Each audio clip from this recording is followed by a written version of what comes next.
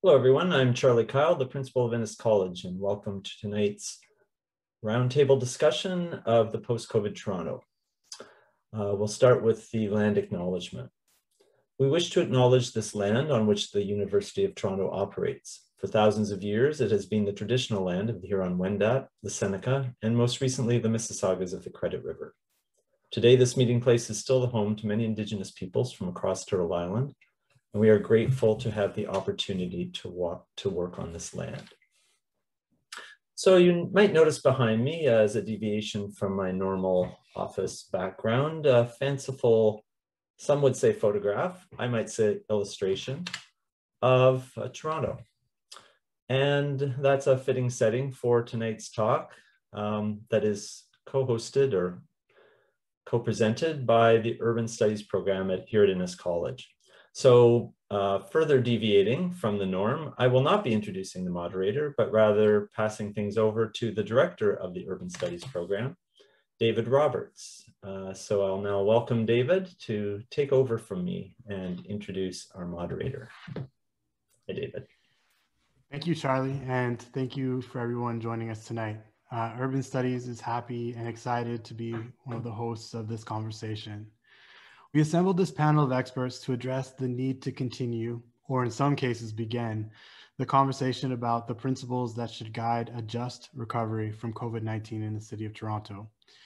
This is perhaps something that seems a little bit difficult at this moment, as we are now into our third wave of the infection and a third stay-at-home order with hospitalization rates that are truly scary.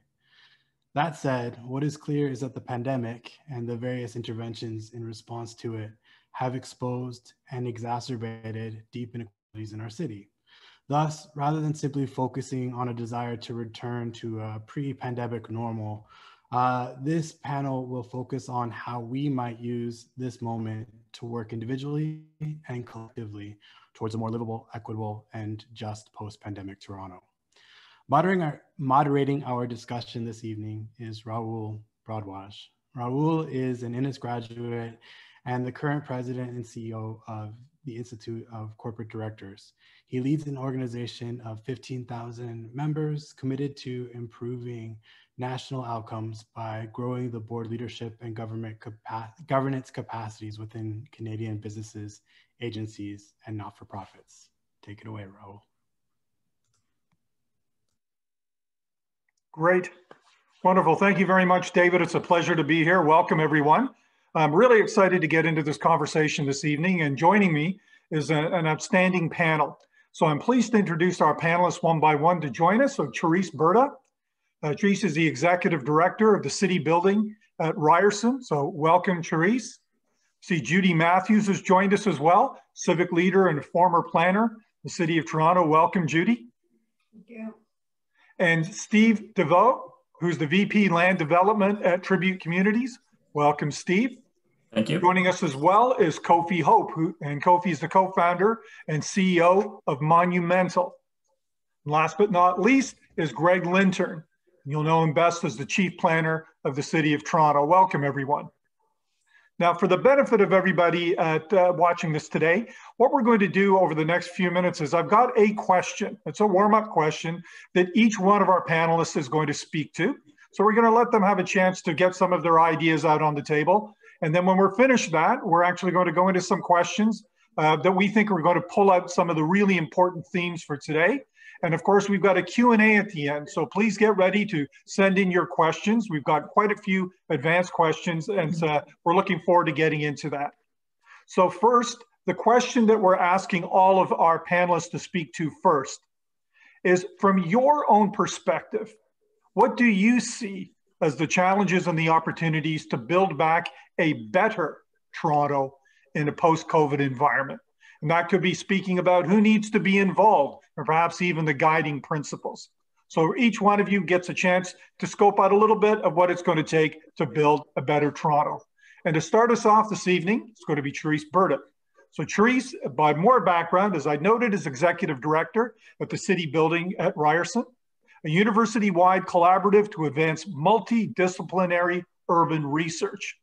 As well as being an Innis alum with an honors Bachelor of Science, she also received her Bachelor of Education, also from U of T, and then decided to go to the University of Victoria, and where she got her master's degree in environmental policy. Over a 25-year career, she's affected policy change in both BC and in Ontario, has authored over 40 reports, academic articles, and other publications. Welcome, Cherise. And what's on your mind then?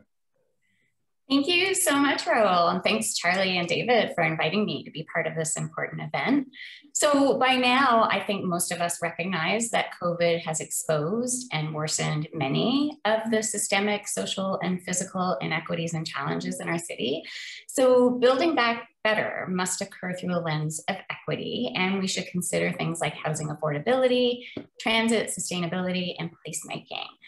And on many fronts, Toronto has experienced really two pandemics. So for example, those who can work from home and essential workers who cannot, those who rely on transit, those who own a car or could just stay home, those who have access to parks or a backyard or even bike lanes, and those who don't. And of course, there's the housing divide, which has only widened. And this, of course, isn't just a Toronto problem, but we are seeing the impact of the lack of adequate and suitable housing in our city. For example, the predominance of small condos. And then there's the divide between small local businesses that have been decimated and the Amazons and the Costcos of the world who have printed record profits. And like much of this is not the city of Toronto's doing. And in fact, Toronto has in many cases risen to the occasion and had quick responses with things like Active TO, Cafe TO, and we can talk about these later. But the outcomes of the pandemic, whether by poor provincial or federal policy and inaction, even globalization, has landed on our doorsteps and on the ground here in the city. So we must work even harder than we have before COVID to close these divides. Super, thanks for that, Cherise. That really sets the table well. Now to our next panelist who has the pleasure of answering the same question. This will be Steve Deveaux. A little bit more details. Steve's been the Executive Vice President of Land Development with Tribute Communities for 15 years. He served as a board of director or on the board of directors for the Canadian Home Builders Association, the Ontario Home Builders Association, and the Building Industry and Land Development Association, where he also served as their chair. Steve? Thanks, Raul. So as the loan development sector professional on the panel, popular opinion might suggest that I'm somewhat at risk of being a counterpoint to what you hear this evening, but I actually don't think that will be the case. And at a macro level, I think that there are three key components or principles to the post-COVID recovery that need to be considered prior to a more in-depth conversation on what that recovery actually looks like. The first one would be not to take for granted or underestimate the importance of a robust economic response to a post-COVID recovery. The mini recessions coming out of 2009, the financial crisis, and the more recent one in 2017 were largely short-lived and responded to by growth-driven investment in cities through production of housing, office space, public institutions like post-secondary schools and hospitals. And this investment in turn created jobs and desperately needed tax assessment to fund the services and the programs that are critical to cities. A strong economic recovery in a post-COVID Toronto, in my opinion, is essential to pulling all of the more depressed sectors out of their current realities. The second thing I would say is a reevaluation of some government policies and priorities and where to spend tax dollars likely needs to be on the table at all levels, particularly in light of the impact that COVID has had on so many individuals and groups and sectors, to determine where the various needs sit amongst one another. These historic decisions and policies and priorities, they just may not be in fact well suited to a post-COVID Toronto. And finally, once the reshuffling of those priorities has taken place, I think it needs to be determined how the existing tax levers, federal, provincial, local, industry specific, are equipped to fund these various priorities. The real challenge to this last point is to ensure that the obligation or the responsibility of funding these priorities is properly and equitably placed so as not to unfairly burden one group or one individual or one sector over another. And as a result of that, potentially derail an economic recovery that is so critical to the post-COVID recovery. And once that framework of understanding and all these pieces is understood, then I think Toronto will be well positioned to delve into a more micro investigation on what to do next.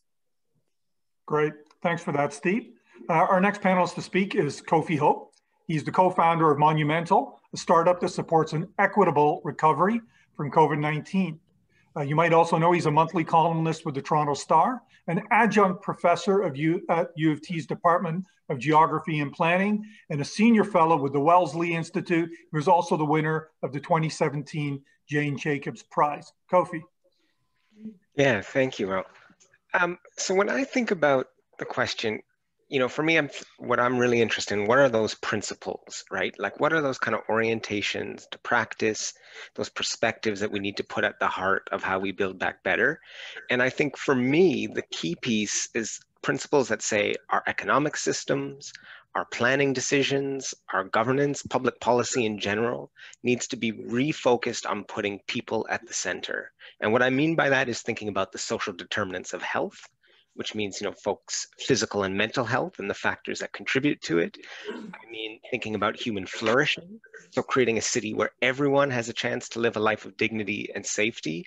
And finally, thinking about building a city and society that's resilient, as in it has an inbuilt ability to respond to shocks, because COVID is not the first or last shock we're going to face. And I think we fell into this idea of building a city centered around everything else other than health and people, centered around the market and growth of GDP, around how we attract knowledge economy jobs and keep them, around how we get global acclaim as being this global city, and top of the Economist magazine list. And none of these things are bad, but we've shown you can grow the GDP without growing the wages of the lowest paid workers in the middle class. The market can thrive as far as the stock market, while people are priced out of neighborhoods and small businesses struggle. You can be an amazing city for knowledge economy workers, and they can live these great lives, but then you have this periphery of precarious workers living miserable lives who come in to clean people's toilets, take care of their parents, look after their kids, walk their dogs, mow their lawns.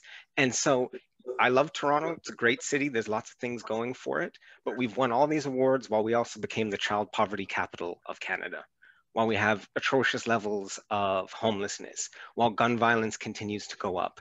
And so I think key to building back better is recentering, why do we have a city in the first place? What does it serve? It needs to serve people and all citizens.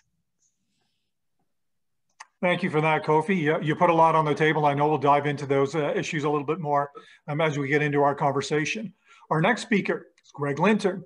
He's an Innis grad and a 35-year veteran of city planning in the city of Toronto. He's got a wide array of experience from housing to mobility, building equitable and complete communities. You'll know that he's been the Toronto's chief planner since 2017, leading which many of us recognize as a great planning division at the city of Toronto. Greg. Thanks, Ro. Really appreciate the chance to participate in the panel tonight and join these great panelists in this conversation. I kind of came at this bit of a blend from hearing the speakers so far, maybe just a series of observations. Some of them could be taken as principles, but one of them is there has been so much talk about the fact that there has not been a time when both the social and the economic machinery has been jolted the way it has in this last year. It's a really significant difference that we're all living through when you can't live life or you can't conduct business, remembering that 2/3 of Canadians actually can't work from home. So that's certainly something that's on my mind a lot. And what we hear more and more is, instead of people talking about the weather, they're talking about stress. So I think there's a real kind of bundle of observation there that we've got to keep our minds on. I think some of the items that have been raised so far around what is being demonstrated through this experience, good and bad, tragic and uplifting, all that demonstration is quite powerful, and it is wrapped up in my mind in a bit of a reckoning, and some of that reckoning is has been referenced. How deep and how permanent that reckoning is going to be is significant. It's a generational event. It's even a 100-year event. It's a war. It's a depression. It's a Hurricane Hazel. It's all of those things. You know, not everybody has been through something like this. And we're going to be remembered for the way that we react to this. Kofi mentioned social determinants of health. So you think back about electricity on cities, you think back about the automobile and the impact on urbanity from those two things. Is our social determinants of health going to be the new electricity, the new automobile on cities? Is this something that's really going to transform us? And then finally, I think, you know, are we managing our way, or are we dealing with crisis management with permanent solutions? This has been, I picked this up from so many people in the last while, that the key to building back better is seeing this as a way to implement permanent solutions that respond to things that were happening even before COVID, not treating it like crisis management. Great, thanks for that opening, Greg. And last but definitely not least, tonight we're welcoming Judy Matthews. Judy's an urban planner, activist, and philanthropist. She strongly believes in the role for not-for-profits and what they can do to advance civic life. She's leveraged her professional planning experience and expertise to help realize an impressive number of city initiatives, including revitalization of St. George Street, the U of T Open Space Master Plan, the Music Garden, and most recently, the Bentway under the Gardner Expressway. Welcome, Judy. I'd love to get your thoughts on this. Thank you. Well, I'm thrilled to be here. I'm going to look at building back better through the lens of philanthropy and relating it to charities and arts institutions, both which are bedrock in our city and both of which have been ravaged. And I'd like to look at it from three perspectives. What's been happening in that area this past year, what's emerging now as we're getting out of COVID, and what we need to do to make things, to change and make things better. So over the last year, donors have been very loyal to their traditional charities and institutions, and it's, older donors particularly have been giving more this year than they've ever done before. And on the other hand, many donors have shifted their priorities and are giving more to social services. So there's a real range there. And I think we're all living through this nightmare of the pandemic. And then with the death of George Floyd in May, the whole world is turned upside down. And philanthropy has been very much a part of that turmoil and instability. And everybody's talking about it. All the organizations are saying, well, how can we address social justice? What are we going to do about racial justice? And the pendulum's swinging far out. In fact, the other day I heard somebody saying, well, if some guy gives $100 million for a building, he can't have his name on it if he's white. Now that's called decolonization of philanthropy. But you know, is that fair? Isn't it fair? These are some of the questions that are going on. But as we emerge out of the pandemic, I see a real shift in values. People are reinforcing things like humility, compassion, equity, justice, fairness, and just creating places where everybody feels they can belong. And this is coming out. And also, what I think is important is that we really now have to do something. We can't be too Canadian. We can't be too much peace, order, and good government, and make sure that all, like we did with the vaccine, all the tests are in, the studies are done before we do anything. we have to really get out in front of this societal shift and change quickly. So how do we change? What do we do? Well, I think in terms of organizations, charities, cultural organizations, many institutions, it needs to be a systemic change. Needs to start with the letting people in. Everybody has to feel they belong. And just like at the AGO, where Stefan gave everybody a free pass, an annual free pass. He got 150,000 new members, and this membership, 52% is under 30. So that's what you do when you let everybody in. But then when you let everybody in, everybody's got different tastes. And say with the art gallery, well, they weren't so interested in looking at Monet. They wanted to see Sandra Brewster. So then your programming all has to change, which is good. And then you have to start looking at your board and getting these different voices, different perspectives on your board. And you have to start looking at the governance model. We're all using the corporate model, which we borrowed. And I think we have to reassess it. Is it relevant today? And the same with funding models, government funding models. Many of the sort of star cultural institutions receive huge amounts and have built themselves up with those amounts, while many other smaller peripheral organizations can't participate and struggle. In fact, the head of the Ford Foundation this year reduced his giving to Lincoln Center and gave it to a lot of smaller theaters. So that's another kind of justice. So in finishing, we have to shift. And if we don't, and if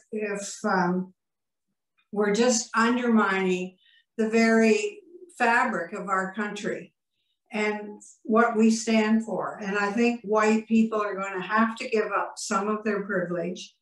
And I think if they have to do it, if we as a country and we as a city are going to survive and stay alive and be relevant.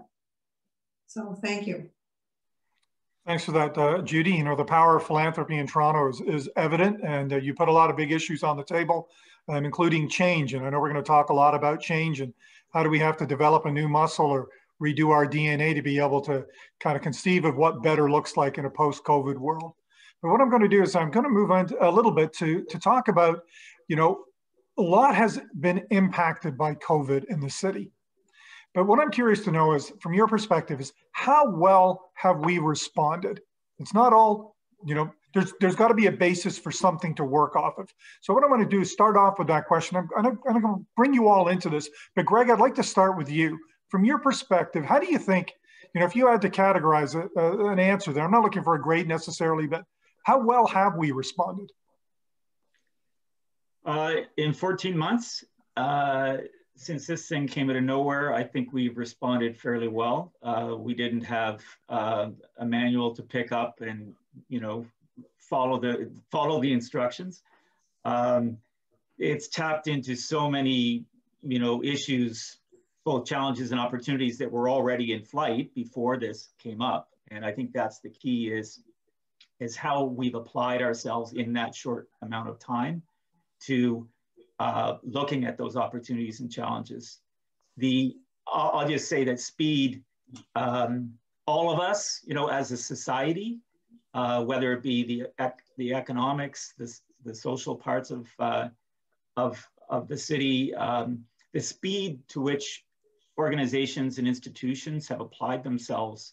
I think if you cut people some slack, people have done remarkably well in responding in such a short period of time to something that is so seismic as this has been. And Cherise, how about from your perspective, how well have we done? I tend to agree with Greg that Toronto's done a really good job of responding to a lot of the challenges in real time. I mean, some good examples are, you know, our lack of public space with programs like Cafe TO and Active TO and Quiet Streets. We've shown that if you build it, they will come. But it's so interesting because we've been advocating for these things for years, and it took a pandemic to make it happen. So we need to make it permanent. We need to do more. We need to make the 10-year cycling plan happen in 2 years, and we need to ensure that it's equitable.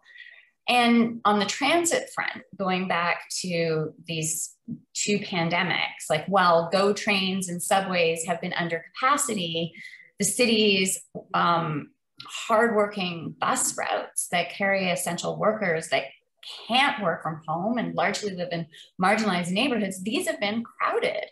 And I mean, the city's program Rapid TO, which is a BRT plan for these arterials, is a very promising initiative. We need to double down on this and go faster, expand it. And we should aim to electrify these buses, not just to address climate change, but also to address air quality equity in these neighborhoods. And all of this costs money. I have some ideas on how we can rethink revenue options. So we have money to build back better. So hopefully we can talk about these later. But first, just a last word on housing. I mean, what is going on right now is not acceptable. I mean, this is largely out of our control. Low interest rates are spurring a rush to buy real estate because, I mean, if you're a good little saver, you can't get any money in a bank or a GIC. But the divide between people who are amassing more real estate and getting wealthier and wealthier, well, those are people, is growing the number of people living in precarious housing or are homeless or have totally no opportunity to ever get into the market. And, you know, our federal government is doing nothing because we want to keep this driving our economy, which is totally short-sighted and wrong-headed. And so in the city, you know, we have to deal with this on the ground, as I was saying. And I know that Greg's team is looking at things like what's possible in the realm of zoning, missing middle, things like that. But zoning alone isn't going to solve this. And I really think that the solutions must start with the development process. Like every new proposal should be assessed on whether or not it's going to meet or address our housing needs. We need to be ticking the boxes on end users, not investors, on affordable, attainable housing, purpose-built rental. We don't need, right now, we don't need more luxury condos or even luxury rentals with swimming pools. If you are looking for an affordable sticker price, you can't afford the maintenance fees to pay for all of this extra stuff. So we need to go more simply, we need to be family friendly, and we need to find the right development partners and relationships to move together and push the boundaries and change the roles. Great. Steve, I'm going to come to you, not necessarily to ask you to speak to the development and the housing specifically, although you're welcome to do that. But I was really going to come to you to sort of give a slightly private sector lens, perhaps, to the question about how well have we responded? Yeah, so, I mean, like Greg pointed out, there's really no roadmap to how to deal with the pandemic. You know, the construction industry was one of the industries that was able to continue on, certainly with a lot of changes and a lot of health-related changes that needed to occur to ensure that everyone was safe. And I remember early on, within a month of the pandemic really taking hold, myself and others in the industry having, you know, conversations with Greg and others, senior folks at the city, to talk about, you know, how do we all get through this and prioritize our efforts. And people are working from home, and people have already sold their house and they need to move into the new house or their new building. And how do we keep it going? And through Greg's leadership and others at the city, they really prioritized efforts to make sure that those sort of end of cycle developments were given priority. And I have to take my hat off to Greg and his colleagues, because under very difficult circumstances, they were certainly able to find a way to get it done.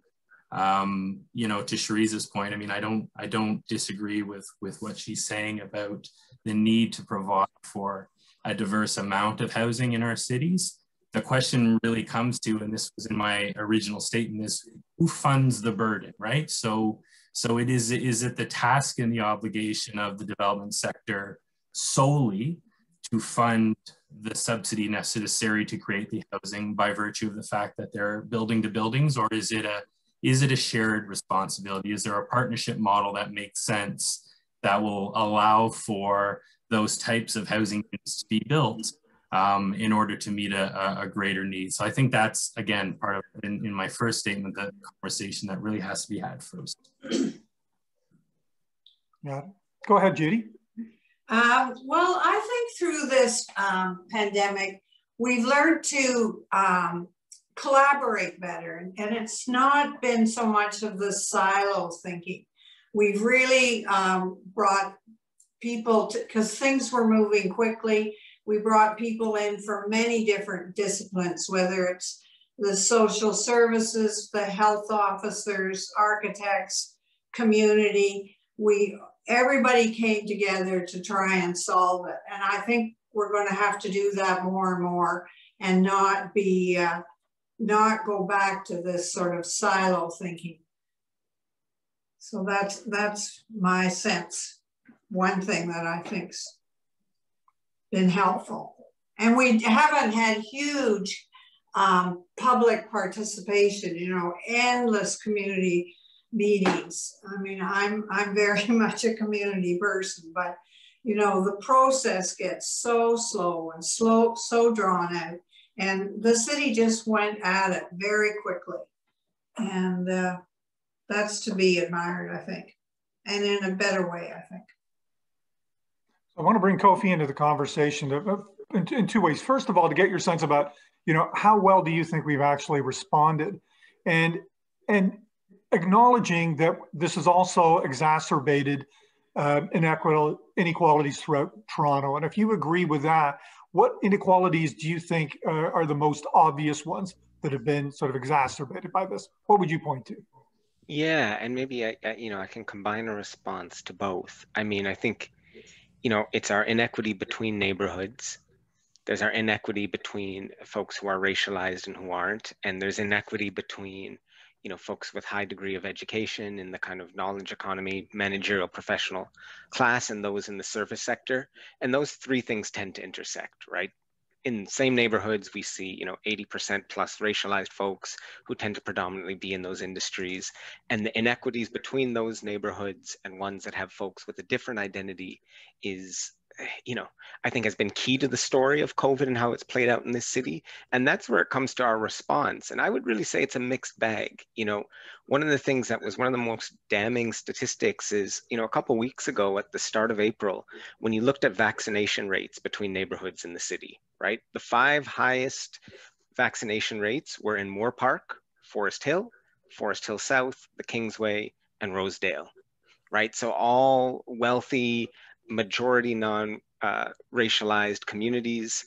They had vaccination rates over 20%. Jane and Finch, it was about 5%, I think 5.5%. And the fact that, and that's why, like, I agree with Greg, I think we didn't have a playbook for this, but the most infuriating thing to me about our COVID response has been the lack of learning. The fact that folks have gone on for a year saying we need to, you know, take race-based data. We need to think about how COVID's playing out in the city around lines of race. We need to think about these neighborhoods, vulnerable workers, where are the essential workers living, et cetera. And then still we went to vaccine rollouts. We didn't have proper vaccine sites in the northwest of the city. When we did this plan around pharmacies that would give vaccines, we didn't think about where were those pharmacies located as far as vulnerable neighborhoods, like basic things. And again, this isn't all, you know, a lot of this is more about the province, not necessarily about city government, but governments as a whole. I think the fact that we still haven't learned from, you know, the exposés, the studies, all the pieces that said, let's take a health equity perspective. We have to think about race, class, and neighborhood, and we still haven't done it. That to me is the infuriating part. On the other hand, I think, and specifically with our city government, we have seen a lot of creativity, especially around public space in our responses around supporting folks experiencing homelessness, that sort of stuff, which I think is great. You know, I work with folks at the city, love folks in the city, but you know, many times I felt the default was for innovative ideas to say no, or let's do a study about it before we adapt it. I think the crisis has shown that our city bureaucrats can be super innovative if we kind of unleash them and really incentivize innovation and creative thinking. And I hope that's one thing we take post-COVID to say, you know, sometimes we get so rules bound and process bound, and that's kind of that Toronto the Good heritage, that civic culture that we've inherited. And I think it's shown we actually have a lot more capacity for innovation and quick thinking if we just create a culture that really focuses on that and tries to raise that up from our civil servants. Kofi, you sort of opened the door to a question I'm going to pose to Cherise here, in fact, and you sort of opened the door to the question of governance. You know, it's sort of been said, you know, I don't want to talk about city, province, feds alone, but, you know, there are those that say that the local response could have been hampered by other levels of government. It's also been said that, you know, we're living in a country with an 1867 governance system around it for trying to have a modern 21st century city, and that doesn't quite work. I'm kind of getting you to nod your head, but maybe I'm going to ask Cherise, though, you know, what's your thinking around the governance of all of this? Did it support it or did it hamper it? How much time do we have? I totally agree with Kofi. Just our model of the different jurisdictions has just been a disaster. Our provincial government has been a disaster in terms of the vaccine rollout. And I think the city of Toronto has been scrambling to really try and do the best with what we are handed. Like I couldn't agree more with the fact that the rollout of the vaccine to me is a real real-time example of inequity. I mean, it's so blatant. One of the things I am happy that the city has done is you know, put together the data to actually show where the case rates are highest and where, you know, where the vaccine is being rolled out. Like those maps have been super helpful at informing us. And so I think the city has taken a lead on some of this data rollout. And I know that they are in the process of disaggregating data to make it available so it can inform how we respond. But I do think that going forward, one of the things that we really need at all levels of government, but we are talking about the city, I think we need bold leadership. I think that people are looking for bold leadership. We have seen how ineffective leadership, lack of response has led to, you know, this disaster. And, you know, there's a really good quote I heard recently, which was, and this is not aimed at the city or the mayor, but it's a really good quote. It's middle of the road doesn't work in a crisis. And I think that's a really good general point to keep in mind. But I do think that the city has done some bold things. We just talked about them. The cafe TO and the active TO and all of those things. The other thing I wanted to point out is like Mayor Tory was really bold, for example, in 2016 when he tried to introduce road tolls but was shot down. But things like that shouldn't stop us from being really bold again. Like these are unprecedented times and we have really wicked problems that we have to solve. And so we need bold leaders.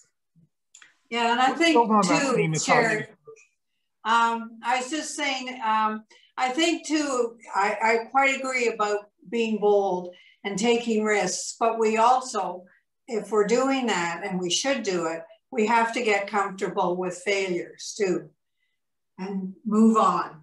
But it shouldn't stop us from ambition and being bold. Completely. So let's talk a little bit about leadership. We've done a little bit of diagnosis on kind of, you know, where the weak spots were and what we could have done better and got a sense of how we've done. But let's pick up on the theme of leadership. And Greg, I'm going to come to you first on this one. And this isn't about setting up levels of government. That's not what we're aiming at. But where does the leadership come from? and maybe even talk about what can individuals do to contribute to this leadership to really help create the better post-COVID Toronto. Greg? Well, I mean, leadership comes from the community. It comes from elected officials. It comes from so many places. I would use an example to highlight how leadership can work right now in this environment. And actually something that we started before COVID was our Housing Now program. So, 20 odd years ago, the city and the province kind of got out of the direct development housing business. And with Housing Now is, in my mind, kind of an issues-based leadership where we're actually putting skin in the game. We're putting our own land in the game. We're writing down the value of municipal land in order to attract market participation, leveraging market participation in producing affordable housing. So, consider how little was happening in the housing space. We have open door program and other things going on in the city, but active leadership is about filling that vacuum of inaction by others, by prompting, I think, a level of confidence in direct government participation in the housing sector, the way it was decades ago, building up that confidence that it's okay to partner with the private sector. That's the kind of leadership muscle. I think Steve was talking about muscle earlier, but that's the kind of leadership muscle that we've been building up with housing. And the more ideas that we can put on the table to directly influence the creation of, especially of affordable housing, because the market is not going to build affordable housing, the better off we'll be. And that's kind of my definition of leadership, is finding really deep, serious issues to bite into and take action around.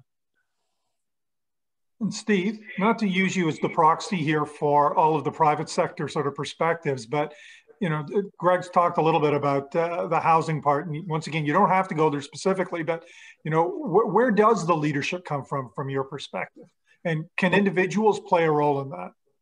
Sure. And, I spoke a little bit earlier about the partnership model and earlier than that about public policy priority, right? So, pick an area of the city where we have a design criteria that would require a certain height of a building and a certain step at and a certain angular plane, so as to not to shadow the people who have backyards and have pools and have these wonderful personal existences. The policy shift could be, well, is that important? Is that as important as having a couple of more floors and having one of those floors as affordable housing? I use that as a very crude example of re-examining some policies that have driven some design-based decisions across various neighborhoods to say, is that still relevant? Is that still as important as potentially building more, whereby we can get some additional affordable housing? And again, this comes back to the conversation, and it's going to be no shock to anyone on this panel that I'm not going to take the position that it's the development sector that should be shouldering the entire financial burden of creating affordable housing. There are a variety of partnership models that can work. Greg just spoke about leadership from the city and making lands available to build that type of housing. The other one is making hard policy decisions to say it's just not that important anymore to ensure that there isn't a certain amount of shadow over a single family neighborhood's backyard, if it can mean that we can produce some additional affordable housing by building a little bit taller, particularly if it's on a transit line. Okay. Judy, if I came to you on the question of leadership, what's your thinking about how that happens, and what's the role of philanthropy in helping advance this to the better? Well, I was just going to say about leadership. I like Biden's leadership. I mean, that is incredible. His infrastructure plan for trillions of dollars, it's like Roosevelt. And he's totally changed the notion of infrastructure. I wish Trudeau would do this, where infrastructure isn't being thought of just as roads and bridges, but it's operational and it's social. Now, I call that real leadership. And what do you think about the role of philanthropy? You've been a big leader in philanthropy in the City of Toronto and City Building. Does it play a role going forward in this recovery? Well, it certainly should. It certainly should. And you know, it might be a different kind of philanthropy. I was thinking maybe people could give towards equity, towards social justice, in whatever form that is, or racial justice, or perhaps they could give $1 million to an institution to let everybody in free, sort of like what the AGO did. There could be, could easily be a different kind of philanthropy, more social and more really geared to the problems we're having, the racial and social injustice, and targeted that way.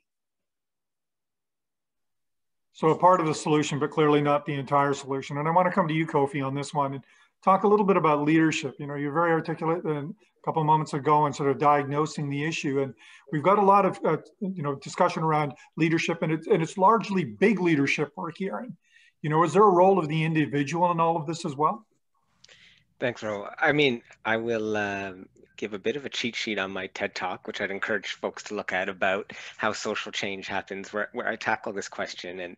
And I'd say, you know, individuals can't change society on their own, but individuals certainly can change society when we work together in communities, right? And I think that is the key piece. Like, we can be conscious consumers, and, you know, we can be thoughtful in our votes and all those sorts of things, and that's useful. But history has shown the kind of unstoppable force of everyday citizens when people come together and organize and work collectively to create social change. And so I think that's part of it, right? And that's why also COVID has been so tough, because it's broken down so many of our abilities to socialize, to come together, those bonds of everyday life. But the things that have been inspiring to me is, yeah, the way people have come together in neighborhoods for kind of networks of self-support, you know, the way communities have kind of built on that kind of sharing economy, the way that we've seen places advocate and stand up and say, you know what, hey, we're not going to take it as far as how we have been responding to this crisis, neglecting equity issues, other pieces. And so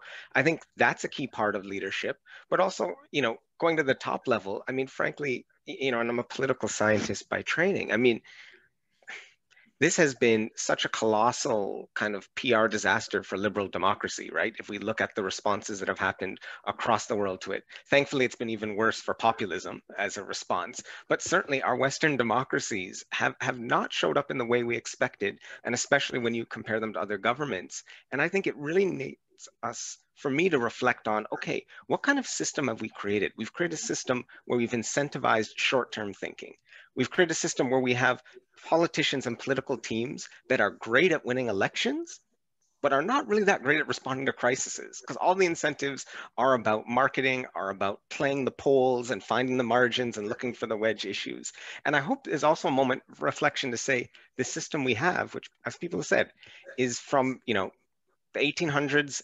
We have a system of liberal democracy, which was revolutionary and cutting edge in the late 1700s. And it's pretty much unchanged to where we are today in our modern information-based economy. We need to be thinking about our political structures differently. And there's nowhere that that's clearer, of course, than when it comes to our cities in Canada. And the fact we still have this 1867 Constitution, which was built when our country was about 20% living in cities, 80% rural. We know we have a flip now, but nothing about how our government structures are set up reflect the fact that we have these dynamic cities where the majority of Canadians live. And also, I think as a result, you know, when people think about the municipal level of governance, we know it's the level that has the lowest amount of trust of any level of government. And sometimes I think, you know, because of the low levels of power, we don't attract our best and brightest minds to municipal level of government. And I think if we shifted it and had a system that gave the due powers that our cities deserve, and specifically Toronto deserves, that would also, I think, bring a whole new cadre of people into municipal politics and get engaged with that level, and would also allow to have this responsiveness we've talked about, that many times we have the insight at the city level, but we are a creature of the province. And many times those considerations, those local nuances are not taken into public policy. Right. So the new political philosophy, that'll be the next time we get together and have a panel conversation. But building off some of the themes that we're sort of hearing right now, I'll go to Cherise on this one in particular, though. It's around the cross-sectoral approach. I mean, what we're hearing around now is we need different relationships, different type of collaboration to break through some of these things. But can you talk a little bit about, from your perspective, on how various sectors can work together, and maybe some of the barriers that you see that's preventing them from doing that? I really wanted to talk about what we were just talking about. Can I break the rules? Like, you can set the rules. Absolutely. You want to build on Kofi's point? Go ahead. Yeah, I really want to do. Like, I think that he fired me up, and I totally agree. Like, I want everyone to remember that before the pandemic, Toronto was already suffering from these like archaic constitutional rules. Like, we saw Toronto Council cut in half. Remember that? Remember all of the things that were happening? And then the fact that Toronto was so far behind in vaccinations, I think, is another outcome of that inequity. And it really speaks to the fact that, the city, like Toronto, we really have to be creative, because it comes down to the city. And we've seen this with climate action too, that, over the last many years, federal governments haven't responded, and it's been the cities who have had to pick up the ball on that and do the climate action. And I think the same thing is here. So we have to this goes back to being bold and being creative. And I think that, to Steve's point, like, we shouldn't be having to choose between companies being profitable and having affordable places to live. I think that we need to really be creative and think about how we raise revenue. And we have to start looking at new options. We can't always go to the same property tax trough. We have to start looking at what revenue options can raise revenue, but level the playing field and solve the wicked problems. And I'll just give you one example, is other cities are looking at a goods delivery tax, or an Amazon tax as it's called. And not only does it raise revenue, but it can also level the playing field for our small local businesses that are decimated. It can also deal with externalities like truck emissions, like all of the cardboard in our municipal waste system that, guess what, the city has to pay for. I mean, there are other modern revenue options that we can be thinking about, like 5G infrastructure taxes. So, the 5G infrastructure is in our line of sight, whether it's private buildings or in our public realm or a lamppost. There are ways to capture this, kind of like we do with billboards. And this revenue from something like this could help fund internet access that's equitable throughout the city.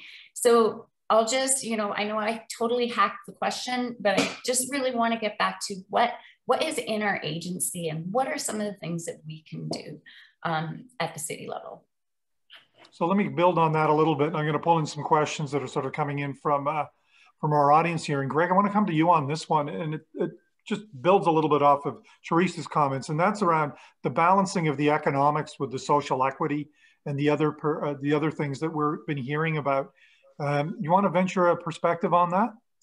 Well, I could draw the audience's attention to where Toronto is going to transform over the next 30 or 40 years, and that's going to be in the suburbs. Most of our growth in the 416 suburbs is going to be in the suburbs. And what's transforming there, large places that may have been former industrial lands like the Golden Mile, or large sites like Christie's or Downsview eventually.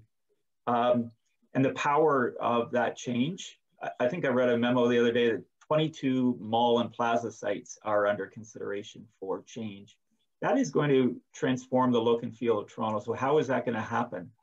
Not just from a design point of view, but from a social equity point of view and a social development point of view. And there's a great example in Scarborough called ILEO, Inclusive Local Economic Opportunity, which is being run by the United Way.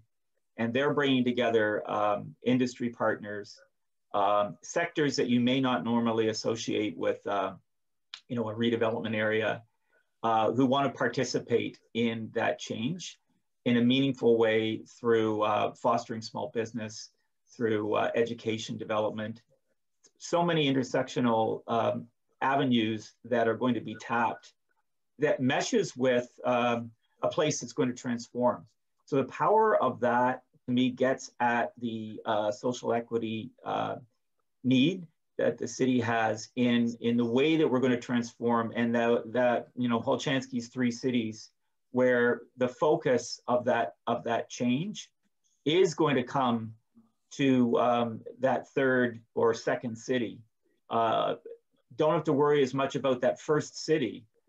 It's doing quite well, but I think our emphasis, if we had to choose from a equity lens point of view, why we wouldn't deliberately focus on the equity benefits of and addressing the disparities in these new areas that are actually going to transform in any event. It's happening, it's going to happen. So let's have it happen in a way that's beneficial. Greg, just to follow up to that, I was around when David was doing the study at the beginning as well. And at the Toronto Foundation, we were looking at a lot of that as a part of our vital signs work. And, that just seems like a long time ago. Even at that time, it felt like that conversation was just a data-rich, research description of what people already knew. So it was important to do. But, how do you see the pandemic being a springboard to actually realizing some of these points that have been raised around the 3 cities for well over a decade now? Yeah, decades, actually. It's a 30-year trend. How do I see the pandemic? It goes back to some of the things that Kofi was saying about demonstrating. Do we need to demonstrate once again? Do we need to live through these demonstrations once again in order to take action? It kind of calls the question. And how we begin to bring, as I said earlier, much more permanent solutions to these equity trends or inequality trends. The opportunities are there. Land value is a powerful thing in Toronto's context. The opportunities to use that land value acceleration for good. At the same time, we've got to worry about displacement and change in some of these communities, and keep an eye on how communities that may be affected by change get to participate in that transformation. The use of the dirty word gentrification as it's become, and keeping our eye on how that, again, keeping our eye on how that transformation takes place in a beneficial manner. Steve, I want to come to you. There's a question that's being asked by the audience that builds a little bit on Greg's point, but it has to do with the time frame of the changes. So we've got a lot of solutions that have been put on the table today. And this individual is saying these sound like it's going to take 30 or 40 years of those solutions to really make a difference. And they're suggesting, what can we do in the next decade to make a substantial difference? Anything from your perspective that you would highlight? Well, I mean, even from the time that I started in the industry till now, I think, I have seen the industry make a lot of changes in the way that they're organizing and designing and filling new communities and buildings. For our part at Tribute, the last 4 applications we've made to the city have all had daycares built in within the buildings, because this has become such a critical issue for people in the downtown core and having access to daycares. Family housing, I think it was mentioned earlier, building small boxes for investors. Certainly there's a role that has to play, but we're finding that there is a strong desire to live in family housing, and housing that is livable with children, and that type of housing is being built, whether it's condominium or rental, and it's making its way, I'm thinking, into buildings without a lot of pushback from the industry. And even looking at amenity spaces within buildings. So I think the development sector is looking at a lot of these things, and even in different neighborhoods where perhaps development wasn't happening historically. We're building high-rise buildings in North Oshawa, where, you know, 5 years ago that would have never been something that would have been contemplated. So I think there's a real desire to live in different neighborhoods, and perhaps looking at these different neighborhoods that perhaps weren't always all that attractive for investment. There's an opportunity now to find ways to invest in these neighborhoods without taking away from some of the important cultural aspects that define these neighborhoods. I want to pull a theme of some of the questions that I'm seeing coming through from the audience, and it's a word that Kofi used a little bit earlier. It's trust. So I'd like to get your thoughts a little bit about how do we go about building or rebuilding trust as a foundation of a better Toronto. And Judy, do you want to talk about trust? Well, I think the only way we're going to build trust is if we change and show people that we really have changed our values and that we are compassionate, just people, and that we do want to make space for everybody to come. And until we do that, I don't think we're going to have trust. But I think Toronto is doing that. And I think things are really changing and values are changing and things are happening. And I think that's going to build trust. But I also think it's going to take time. Somebody mentioned time. It has to be done carefully, the change. It has to be done thoughtfully and with dignity. And it's going to take time. And if I recall, they got to be bold at the same time. Yeah. Oh, right? yes. And Cherise, I saw you nodding your head on there too. Do you want to comment on trust, foundation for a better Toronto? Yeah, I think that this is our time. This is our opportunity to really get out there and roll up our sleeves and do things like we haven't ever before. I think that, you know, one of the examples I cited before with the rapid TO, which is the bus network, like this goes back to Greg's point about the 3 cities and Halchansky's report from, I don't know, it was like 10, 20 years ago, but it still rings true. It's like, it's just totally shameful that we haven't built rapid transit to the neighborhoods that rely on it the most. And this pandemic has exposed who's actually taking the transit, right? And yet, you know, our provincial government mostly is investing in big, expensive capital infrastructure. And we really need to be focusing on how to build those rapid bus systems that we have, you know, rapid transit, respectful transit in these neighborhoods. Things like that are really important. I think we also, the role that the city can play is kind of, you know, using the data that it's generating to find out, like, every neighborhood is different. Every neighborhood has different needs, but I think some neighborhoods have more needs than others. And where can we actually triage? Like, where is there no park space? Where is it unsafe to walk on the sidewalks or cross the street? It's simple things like that in terms of, you know, how we've built our cities and neglected certain neighborhoods, that I think that we talked about time. I think these things can happen relatively quickly. Kofi, you want to speak on trust a bit? Yeah, I do. Thank you.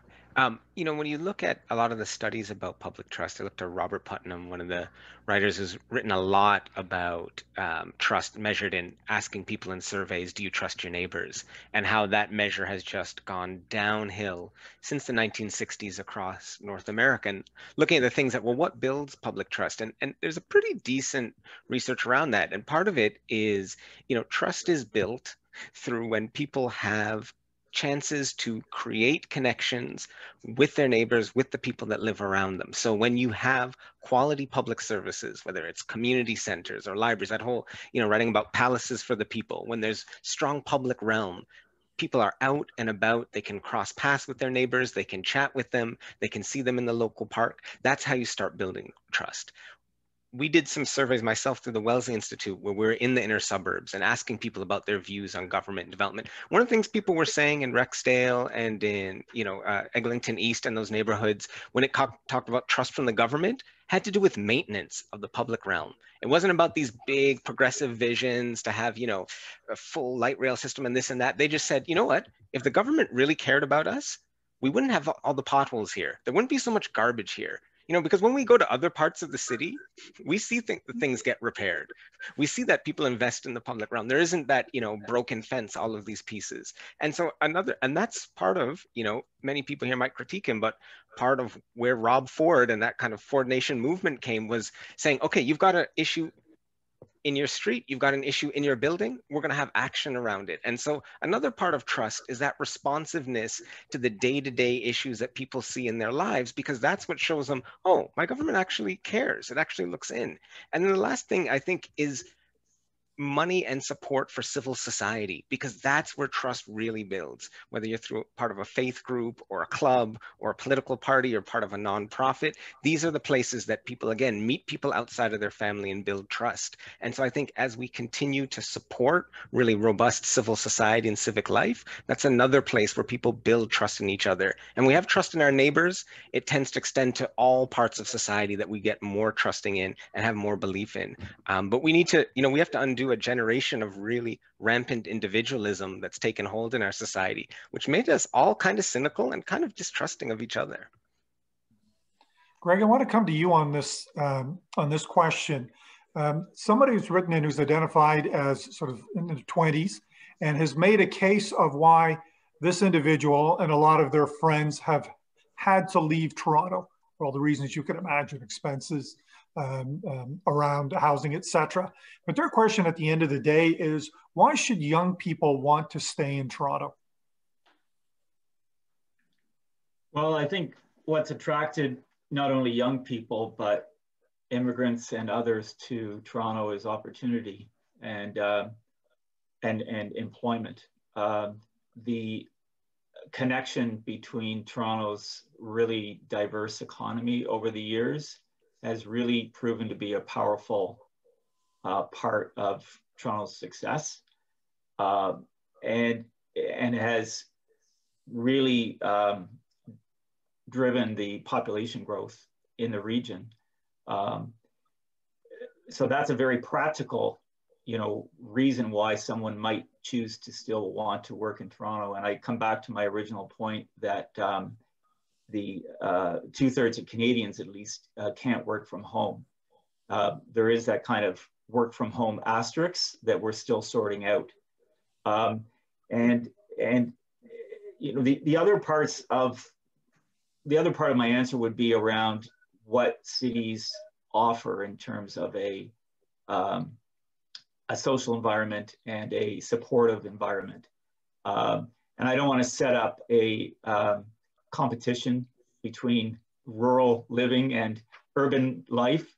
I live in the city to experience the city and to, I'm driven by the optimism and the happiness that's derived in a city.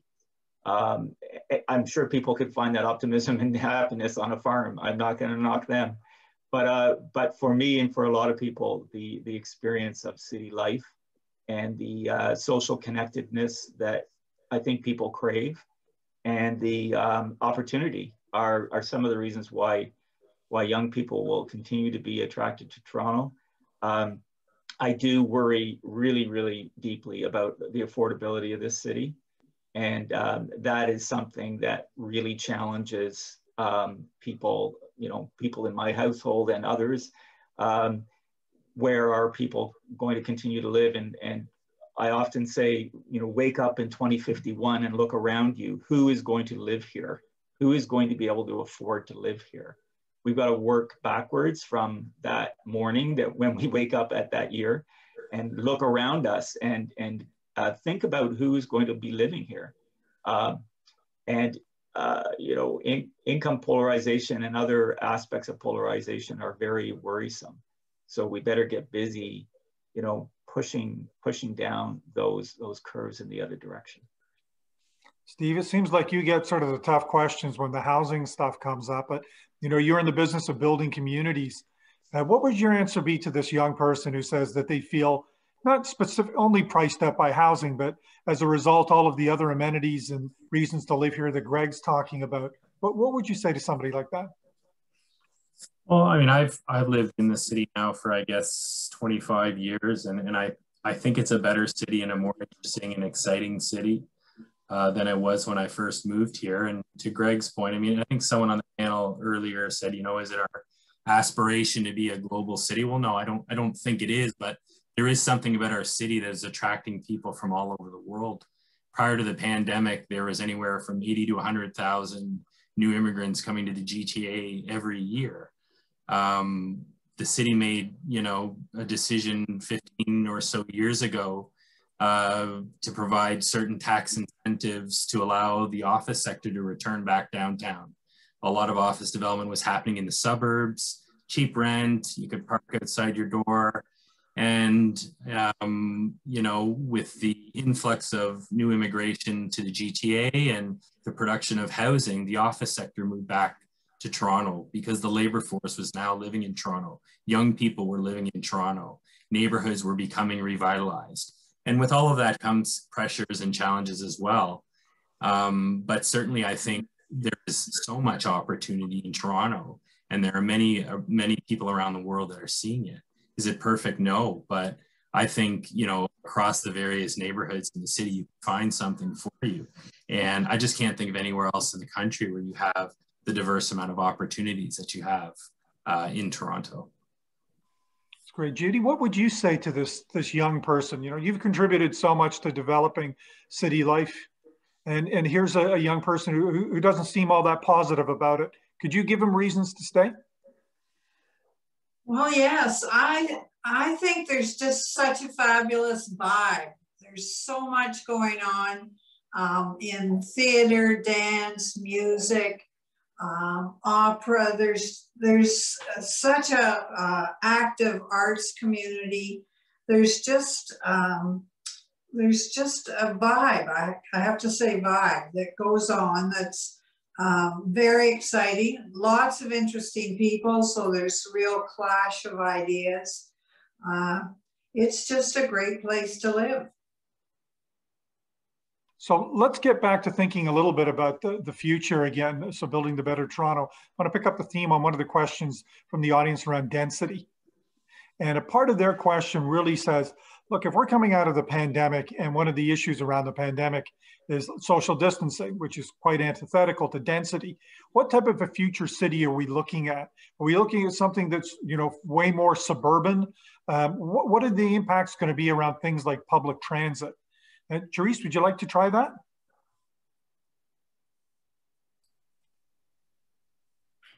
Sure. Just writing down notes.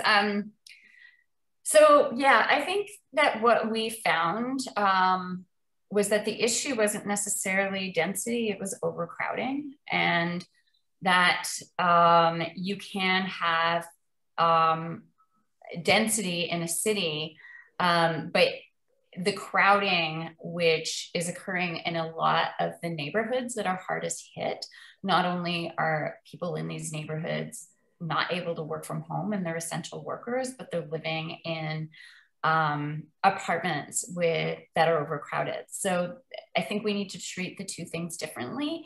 I think we also need to think going forward that this goes back to like my point at the beginning, that we need to be building not just a lot of new supply, we need to be building the right supply. And I think we need to find, you know, the in between what I call tall and sprawl.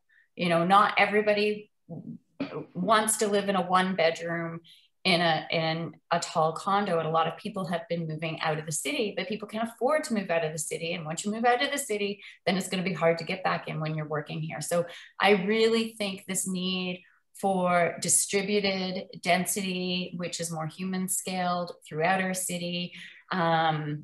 Greg was talking about a lot of those development sites that are taking place in our suburban sort of plaza redevelopments. I think that's an opportunity for more moderate, medium density to take place that are complete communities. I would also say that we need to really think about making our cities and our neighborhoods livable.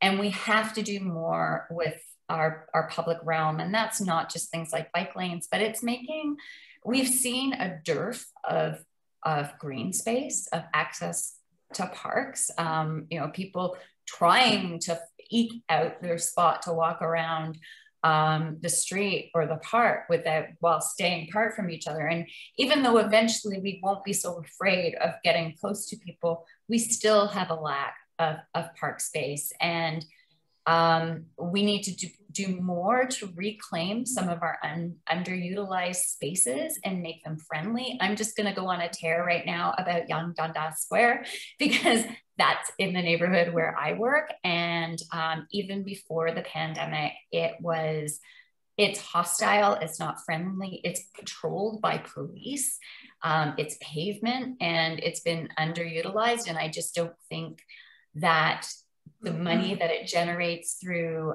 corporate events is worth losing that opportunity for a softer, greener space, and the opportunity to celebrate the neighborhood food and culture and arts. Something like that could help with our recovery. So I think we need to look at the interventions where we can make the density in our city more livable. Greg, do you want to kind of voice in this? You talked a little bit about growth earlier as well. Do you want to talk about a little bit around density and perhaps even the public transit of the future? Well, my sense of public transit is formed around the importance of building the network. If you can imagine a very classical thinking around people who live somewhere and then move in and work somewhere and they go home again, that type of thing. I think that's for the last century.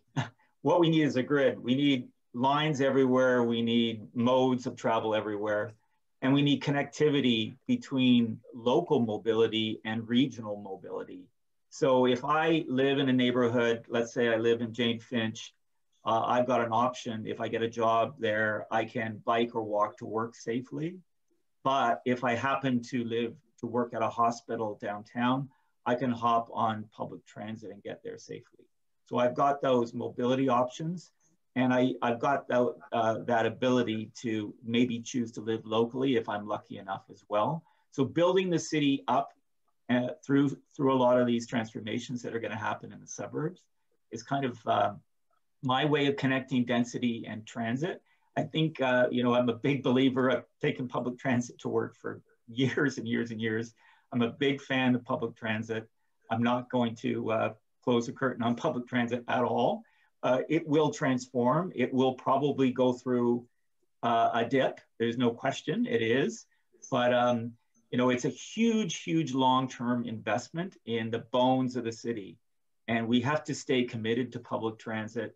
And we have to think about public transit for the city, that city I talked about in 2051.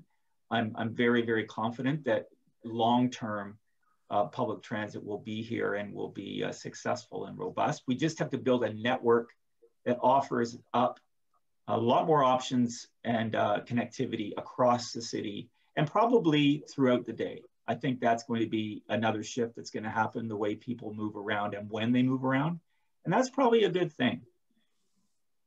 All right.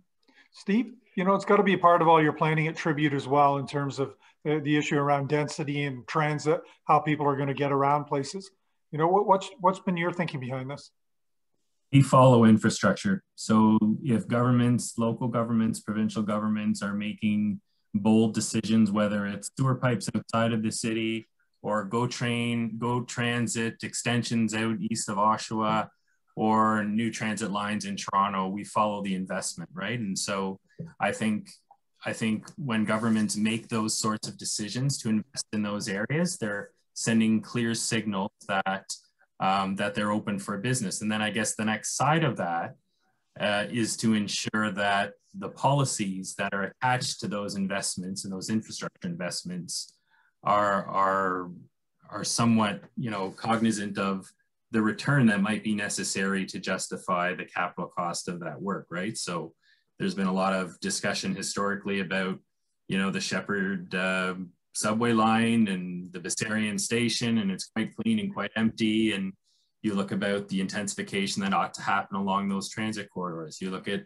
the Danforth, and yes, as Cherise points out, a lot of the subways are full, but you know, you've got a long subway line running through the Danforth and a certain built form typology that that perhaps might not be conducive in all circumstances to the type of density that might need to happen along those infrastructure lines. So, I mean, it's not lost on me that there's more to life than building density, and you want to build smartly and you want it to be livable. But certainly if you're going to make big capital investments in infrastructure, I think there needs to be an economic model attached to it that ensures that the amount of investment that can occur in and around those infrastructure investments make sense.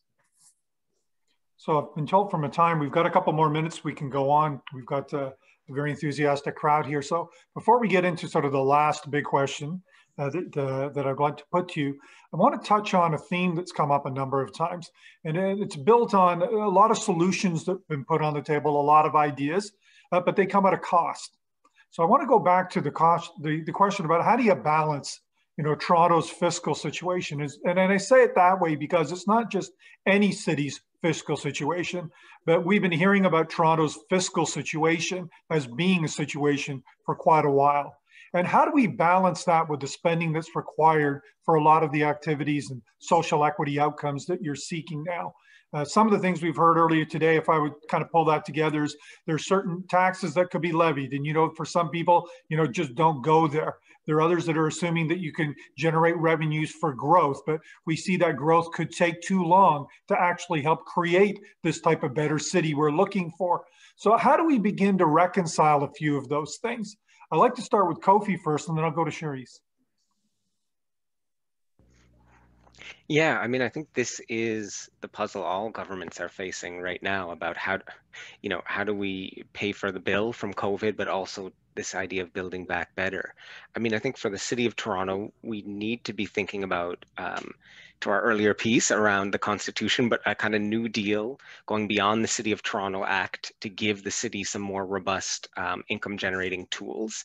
And there's ways to do that. And there's actually ways that they could be enshrined so that that wouldn't be taken away, but we won't get into kind of constitutional reform right now. But I think there's also a question because, you know, we have such a small piece of the fiscal pie that is given to the kind of municipal government. One of the pieces, Judy spoke about what Joe Biden's talking about. And one of the pieces that I'm actually the most excited about, being kind of a politics and policy nerd, is, you know, the suggestions around a global corporate tax rate. Because one of the biggest things when we think about this revenue we get is the fact we lose about $500 billion a year for governments from tax avoidance. Right? There's huge amounts of wealth. Like, you know, for folks like most of the people I assume on this call, you know, we don't have kind of offshore accounts that we can stash our money. We can't, you know, put a holding company in another place. But for the most wealthy and the folks who've seen, like the Jeff Bezoses and others who've seen a tremendous increase in their wealth during this crisis, there are all kinds of tools in which they're able to kind of escape, you know, paying the tax man or paying the tax woman. And so these sorts of pieces, which actually require global action around cracking down on tax avoidance, doing things like setting a global corporate tax rate, that is actually a key piece to this puzzle. Because if governments are able to bring back much of that revenue that's being lost, you know, you have companies like Apple in certain jurisdictions, you know, paying zero in taxes, even though, you know, they're making hundreds of millions, billions in profit, then that will help increase public coffers. That isn't enough. And if that's spent poorly, that's not going to fix everything. But I think that is part of the piece too, is we need to think about the revenue that isn't being captured. And then we need a deal where if the federal government brings that in, Toronto is getting its equitable share that kind of reflects our place in the nation and our role as kind of the economic heart of the country. Cherise? Yeah, I don't want to repeat myself because I did sort of give some ideas before, because I think that is really important, as Kofi mentions, like we have to, like, Toronto has tried to go beyond, you know, its guardrails of what it can tax, right? So for example, we had the vehicle registration tax.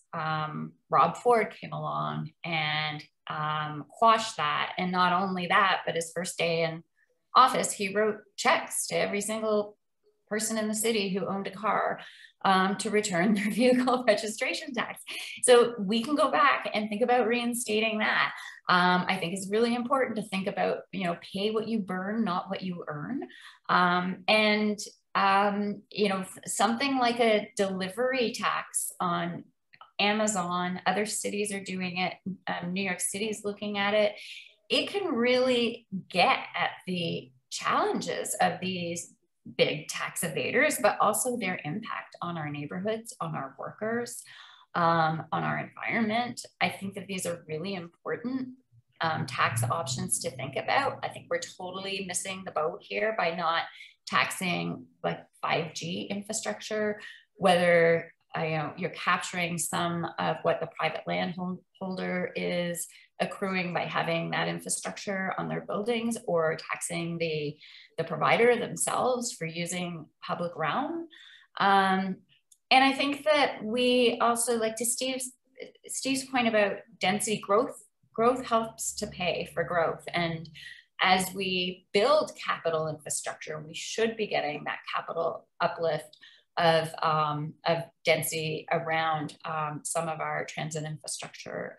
And I agree with Steve, the Danforth has been underdeveloped for a long time for something of that capacity. Greg, should I give you the last word on this thorny topic before I go into the last question? Yeah, I mean, I'll just add that you can look at it from a cost point of view as well, not only a revenue point of view. So if through climate action, for example, are there ways to reduce our footprint? You may have a capital investment, but then you can look at the longer term benefit of climate friendly design, green design, lowering your operating costs over the life cycle of your investment. So, I mean, the other small part of this puzzle, and there are so many parts to the financial puzzle, are around nonprofit models and we delivering services in a nonprofit manner. I'm thinking about some of the land trusts that have started up where affordable housing can be maintained through that model. I just think there are so many different aspects to come at this. There's a lot of lifting involved, but I think we talked about creativity tonight, and I think that's really important when it comes to money, that's for sure. That's great. Folks, we've had a really robust conversation. We're past 8:30 now, so why don't we kind of move to close this a little bit. And we talked about an interesting question before, and it's around optimism. So Steve, I'm going to come to you first on this one. And that is, are you optimistic about Toronto's future? And if so, why? I am. I mean, I may be naive. I'm hoping that we're returning to a place of normality in the not too distant future. And we're not necessarily going to be talking about people not taking transit and not living in apartment buildings and not, you know, having density because of fear of the next pandemic. So I may be naive in thinking that that's sort of a given, but I am optimistic because, as I said, pre-pandemic, Toronto has been, you know, in some cases, the envy of the world in terms of reinvestment and redevelopment and attracting new people and attracting newcomers to Toronto. And certainly that comes with its challenges. And a lot of them have been spoken about tonight, but there is a real desire to invest and be in Toronto for whatever that means, whether it means living here, working here, being a part of the culture, living in Canada. I mean, its proximity to so many other large major cities in North America, in the US. I just think Toronto coming out of the pandemic will do very well, particularly compared to other municipalities around Canada and around the US. So I'm very optimistic. Cherise? Well, I'm optimistic because we have to be. We don't have another choice, but I think that we really need to be bold. We have to take risks. We need to be creative. We need to break the old rules. We have to do things differently. The old pattern of doing things isn't necessarily going to work. And, you know, if it scares us or we feel uncomfortable doing these things, then it means we're going in the right direction. So we only get one shot to build back better. And so let's not blow this opportunity. Kofi, what do you think? You optimistic? I mean, I'm optimistic because I love this city. I've been able to live in different parts of the world. Before I moved back to Toronto, I was living in, London, England, another amazing global city. But for me, there was no option in my mind of not coming back to Toronto. And I mean, there's the amenities and the culture and all that, but really it's about the people and how people from so many different places have come together and built a beautiful thing. But this is where my optimism is tested, in that we're losing those people. Just got a text from a friend today saying, they live up the road from us. I'm in the West End of the city, said they bought a house in Tillsonburg and they're heading out, which is, I know Stomping Tom did a song about it, and it used to be the tobacco capital of Canada. But, this is what's happening to my generation. I'm in my late 30s, and folks who are here, who are established in their careers, who want to be here in the city, one after the other, are just having to leave, because if we don't figure out the affordability piece, we're going to lose the beauty of this city, which is its people and the diverse mix of people with different politics, backgrounds, lifestyles that we have. And we're going to turn into something very different than what we are today. And in neighborhoods, even the neighborhoods, when you spend time in Jane and Finch or Weston Mount Dennis, the neighborhoods that are getting this great infrastructure and investment, people are not celebrating there. They are scared that they will not be able to afford to live in those neighborhoods, and that these investments are actually a sign that they're going to be pushed out. And so if we want to be this amazing city we are, the key is we have to keep the people who want to be here in the city and make it possible for those folks who want to come and help build the city up to actually have a life here and have a family here and set down roots. So Greg, I'm going to make the assumption that you've got to be optimistic about this. So what's the source of your optimism? I'm going to call it imperfect resiliency, which kind of sums up a lot of what I've heard. And I think about what Kofi said at the very beginning about people, being people-centered, and he just came back to it. And so much of the conversation in the last 14 months has been about the impact on people. So maybe it's waking us up the way we need it to be woken up about the resiliency of people, but the impacts on people. And I'm a big believer in willpower as well. In my experience, seeing people come to decisions and driving some solutions. Human willpower is pretty impressive when it gets going. And I'll put one pitch in for the scientists that I think we've been woken up by the science of the world that we're living in quite a bit, and we're going to have to start paying a little bit more attention to our friends with science degrees. Fantastic. Judy, you get the last word in the conversation tonight. Why are you optimistic? Well, I'm very optimistic, and I really see Toronto getting out of that peace, order, and good government mode, and really getting out in front of the societal change and doing things, really doing things, doing things in real time, in real place, with real people, and doing it quickly. And I think that's amazing. And I think it shows that we're on a different track, and we're not thinking in the same silos. We're collaborating with a lot of people, different people, and we're changing. And I think that's great. That's super. Well, folks, I'm going to hand it back. Good. I'm going to hand it back to Charlie now. It's been a pleasure speaking with you this evening. Well, thanks. This is a big group to say thank you to, but it's a big group that generated a lot of great discussion and some great ideas. And not to be too self-congratulatory about either Innis or U of T, but people are also galvanized, not just by leadership, but ideas, as Greg was saying, and ideas get generated by scientists and other thinkers, and universities are necessarily one of our sources for thought. And I know that we're grateful to everyone on this panel for not just the discussion, but the ideas that came out of that discussion. And I hope people who are listening will take these ideas and take them to others and form that kind of community thinking that will make change. Absolute need for change was a through line in this conversation. So I hope people are motivated by that. I will thank our panelists individually, Cherise, Greg, Kofi, Steve, and Judy. And I have to say the tour de force moderating job that Rahul did. I mean, the conversation was snapping, but it was also just beautifully orchestrated. So thank you so much, Rahul. And I need to thank David Roberts, who did a lot of the heavy lifting on organizing this particular panel and the Urban Studies program that I know is dear to many of the panelists. And of course, our events team, Rola, Francisca, Max, and Hannah for tonight. And my customary sign off is to alert you to the events that are coming up. So I have two that I can point you to. The first is on April 29th, we have yet another Canadian Film Forum screening. You might have thought we were done, but no.